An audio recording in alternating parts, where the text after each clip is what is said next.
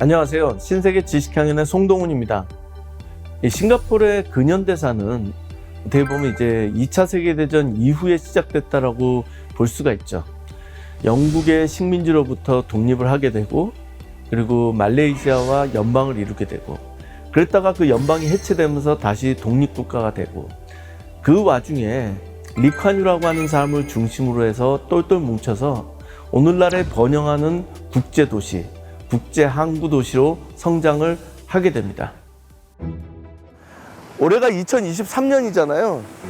그렇게 보면 80일간의 세계 일주 속의 주인공인 필리어스 포그가 그 세계를 일주하기 위해서 배를 타고 인도를 떠나서 홍콩으로 들어가는 중간에 석탄을 갈아 넣기 위해서 왔던 이 항구 도시, 이 작은 나라가 오늘날과 같은 세계적인 국제 교역 도시, 금융의 중심지가 될 수 있었던 데는 확고한 비전을 갖고 있었던 리더십, 그리고 이 사회가 갖고 있는 굉장히 취약한 점, 다문화라는 거, 다인종이라는 거, 다종교라는 거, 다양하다라는 거는 좋은 점도 있지만 확실히 분열하거나 서로를 미워하고 시기 질투하는 그런 위험 요인도 반드시 내포하고 있거든요.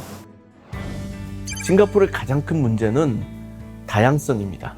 물론 규모가 작다는 것도 있지만 어떻게 보면 중국인, 그리고 말레이인, 그리고 인도계 주민들, 이런 사람들이 다 합쳐져서 다양성이 확보될 수밖에 없는 그런 사회거든요. 근데 문제는 그 다양성이 언제나 불협화음과 충돌의 원인도 된다는 겁니다. 요즘 서구 사회도 결국 이민 문제라든지 이런 것 때문에 굉장히 시끄럽지 않습니까? 그런 것처럼 싱가포르도 언제든지 내분으로 무너질 위기가 있었던 거죠. 사실상 말레이시아로부터 쫓겨난 싱가포르이 이렇게 성장할 수 있었던 데는 리콴유라고 하는 수상을 중심으로 한 굉장히 확고하고 비전 있는 정치 리더십이 크게 작용을 했다고 봐야죠. 결국은 싱가포르라고 하는 나라는 엄격한 법, 그 위에 세워진 질서, 거기에 중국, 말레이, 인도, 그리고 다양한 인종들과 민족들과 언어와 문화를 다 버무려서 어떻게 보면 오늘날의 번영하는 국가를 만들었죠. 그렇게 번영하는 국가를 만들고 나니까 부유해지니까 문화생활을 충분히 즐길 수 있는 이런 거대한 갤러리 같은 것을 갖게 되는 거죠. 결국은 번영하는 국가의 국민은 많은 것을 누릴 수가 있다라는 걸 보여주는 대표적인 케이스가 이런 것 아닐까 싶습니다.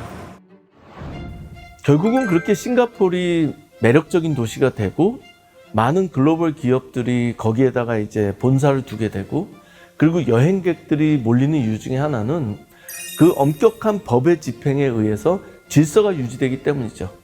싱가포르에서 범죄를 저지른다는 것은 사실은 굉장히 무모할 정도로 용기를 필요로 하는 일이거든요. 그러다 보니까 많은 사람들이 마음 놓고 여행할 수 있는, 그리고 살아가는데 불편함이 없는 그 싱가포르로 향하게 되는 거죠. 인간에게 있어서 자유만큼이나 중요한 게 안정과 질서, 나의 어떤 생명과 재산을 유지하는 거라는 거를 상징적으로 보여주는 도시국가가 바로 싱가포르입니다.